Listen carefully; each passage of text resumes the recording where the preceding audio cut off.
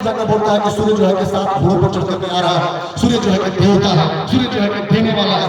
तो देने वाला तो है, लेकिन एक ऊर्जा देने वाला है, प्रकाश देने वाला है, रोशनी देने वाला है, वरदान देने वाला नहीं है, और कुंती को गर्भवती करने वाला नहीं है। ये बात को समझाना, ये बात को की समझ बनाना, ये बहुत ये अक्सर तेज बोलता हूँ, ईमानदारी से बोलता हूँ, जब सटीक बोलता हूँ तो माइक की बैटरी डाउन हो जाती है, क्योंकि मेरी बैटरी बहुत ज्यादा हो जाती है। तो कोई बात नहीं, अक्सर ऐसा होता है।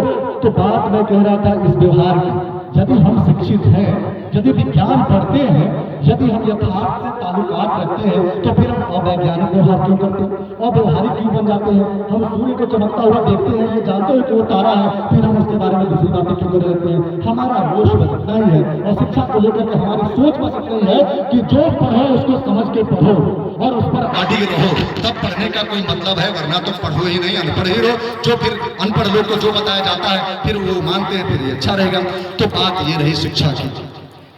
दूसरी बात जो बहुत जरूरी बात है और बहुत गंभीर बात है, वो ये बात है कि ये जो श्राद्ध कार्यक्रम है, ये जो मृत्यु भोज है, इसकी प्रासंगिकता कितनी है, जरूरत कितनी है, ये जरूरी क्यों है, क्या ये सच में पाप है, सामाजिक पाप है। तो थोड़ा सा इसके समाज शास्त्र को जानना बहुत आवश्यकता है कि एक्चुअली मृत्यु भोज है क्या, मृत्यु भोज में होता क्या है, क्या महज खाना खिलाया जाता है कि उसके आगे भी बहुत सारी चीजें होती है, ये जानना बहुत जरूरी है। मेरी उम्र 45 वर्ष की है। 45 वर्ष की उम्र में हमने जो देखा है कि मृत्यु भोज में क्या होते हैं, वो सिर्फ खाना खिलाना मैंने नहीं देखा है। मैंने लोगों को गरीब से ज्यादा गरीब होते हुए भी देखा है। मैंने उन लोगों को अवैज्ञानिक सोच रखते हुए भी देखा है। मैंने लोगों को भाई भाई में लड़ते देखा है। मैंने समाज में बंटवारा होते देखा है। तो जब इतनी सारी बातें इस समाज शास्त्र से जुड़ी है, इस मृत्यु भोज से जुड़ी है, तो वाकई में इसका बहिष्कार होना चाहिए कि नहीं, ये पाप है कि नहीं। तो महज ये बातें कह देना कि मृत्यु भोज पाप है, इसका बहिष्कार करना चाहिए, ये जो है कि अप्रासंगिक होगा। इस बात की समझ बनानी भी बहुत आवश्यक है कि वाकई में मृत्यु भोज के दोष क्या है, कुप्रभाव क्या है, दुष्परिणाम क्या है, जिसके चलते आज हम इस विमर्श पर यहाँ बैठे हैं, इस मंथन के लिए बैठे हैं कि हमें इससे निजात मिलना चाहिए। तो मैं आपको बता दूं कि मृत्यु भोज सिर्फ भोजन करने को नहीं कहा जाता है। मृत्यु भोज उन परंपराओं को ढोने को कहा जाता है जो लोगों को गरीब बनाता है, लोगों को अवैज्ञानिक बनाता है, लोगों को असामाजिक बनाता है, लोगों को निर्दयी बनाता है, लोगों को क्रूर बनाता है। मैं तो यही कहूँगा, क्योंकि मैंने अपने घरों में भी देखा है, मैंने अपने घरों में भी देखा है। 3-4 वर्ष गुजरे, 2 भाई थे, 2 भाई अपने अपने तरीके से सामाजिक दबाव में ये जो है कि मृत्यु भोज करने पे आ गए और लाखों रुपया का कर्जा ले लिया, और मृत्यु भोज समाप्त भी नहीं हुआ था कि दोनों भाई वहां पर बैठ गए पैसे के बंटवारे के लिए। मैंने तो इतना लगाया, मैंने तो उतना लगाया। मैं उसमें ढूंढ रहा था कि पिता का श्राद्ध कहाँ है, पिता के प्रति श्रद्धांजलि कहाँ है, पिता के प्रति समर्पण कहाँ है। मैं समर्पण को ढूंढ रहा था और भाई कर्जे को ढूंढ रहे थे कि मैंने इतना कर्जा लिया, मैंने इतना लगाया, मैं तुमने उतना लगाया।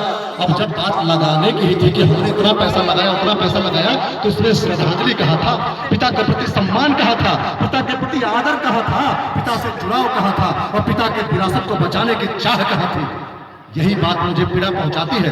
और मेरे नजरिए से मृत्यु भोज का मतलब, मृत्यु भोज के बारे में जो पीड़ादायक बात यही है, वो ये है कि जीते जी हम अपने पिता को, अपने माता को, अपने दादी को, अपने बाबा को सम्मान नहीं देते हैं। मरने के बाद ढोल ढिंडोरा पिटवाते हैं, 5 प्रकार का मिष्ठान बनवाते हैं, भोज खिलाते हैं, लेकिन जीते जी उनके प्रति सम्मान नहीं दर्शाया, बीमार होने पर उनका इलाज नहीं कराया, और कपड़े पर वस्त्र की कमी के चलते टक टक टक टक टक कर ठंड हो रही है, ठंड में उनको गर्म पानी से नहीं रहना।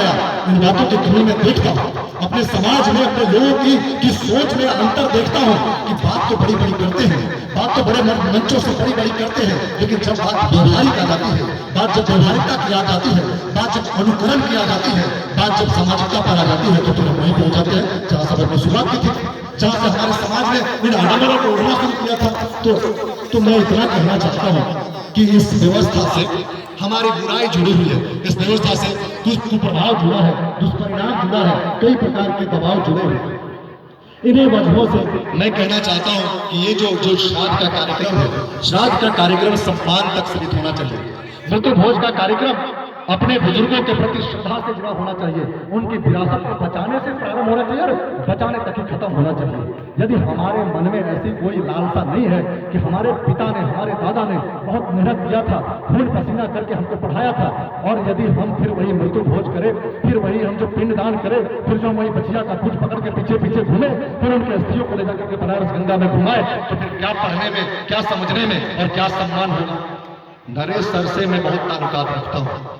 वजह यह है कि जिस प्रकार से ये वैचारिकी के लिए, जिस प्रकार से क्रांति के लिए, जिस प्रकार से ये विमर्श के लिए आज वक्त निकाला है, हमारे हिसाब से आदरांजलि का, श्रद्धांजलि का, पुण्यतिथि मनाने का सबसे पहला अनूठा जो तरीका है, ऐतिहासिक तरीका है, यही वो तरीका है। आज हजारों रुपए की किताबें दूसरे को दान की जा रही है, आज पढ़ने वालों को प्रेरित किया जा रहा है, आज बेटियों को साहस भरा जा रहा है, इस मंचों पर सम्मानित किया जा रहा है। किसी व्यक्ति के प्रति सम्मान समर्पित करने का ये मतलब होना चाहिए। और हमें लगता है कि आज समझ बनाने के लिए यदि हम यहाँ आए हैं तो इन्हीं समझ को लेकर जाने की आवश्यकता है, बेटियों को सुरक्षा देने की आवश्यकता है। तो मेरे दृष्टिकोण में मैं यहाँ को डिबेट करने नहीं आया, मैं यहाँ कोई वाद विवाद प्रतियोगिता का एक प्रतिभागी बनकर नहीं आया, मैं यहाँ समाज का एक अभिन्न अंग बन के आया हूँ, मैं एक चिकित्सक बनकर के आया हूँ, आपका भाई बंधु बनकर के आया हूँ, और मैं जो अनुभव करता हूँ खट्टे मीठे अनुभवों को आप सबसे बांटने ही तो आया हूँ।